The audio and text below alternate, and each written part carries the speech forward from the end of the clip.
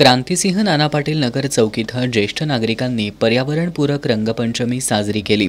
यावर्षीचा कडक उन्हाळा आणि पाण्याची कमतरता यामुळे रंगपंचमीसाठी पाण्याचा वापर टाळा असा संदेश ज्येष्ठ नागरिकांनी दिला। यावेळी नैसर्गिक कोरडे रंग लावत सर्वांनी एकमेकांना रंगपंचमीच्या शुभेच्छा दिल्या। याप्रसंगी ज्येष्ठ नागरिक सेवा संस्थेचे अध्यक्ष निवास नलवडे, उपाध्यक्ष गजानन विभूते, खजाननीस सदाशिव पुंडे, सचिव चंद्रकांत बागडी, प्रकाश आमते, डॉक्टर सुदर्शन पाटील, बाळासाहेब रावळ, अनिल मांगले, गणपतराव साठे, मोहन जाकी, किसन चव्हाण, सदाशिव कुलकर्णी, प्रमोद चव्हाण, सुनीता साखळकर यांच्यासह ज्येष्ठ नागरिक उपस्थित होते।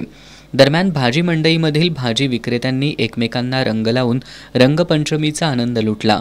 क्रांतिसिंह नाना पाटील नगर परिसरातील नागरिकांनीही त्यांच्यासोबत रंगपंचमी साजरी केली।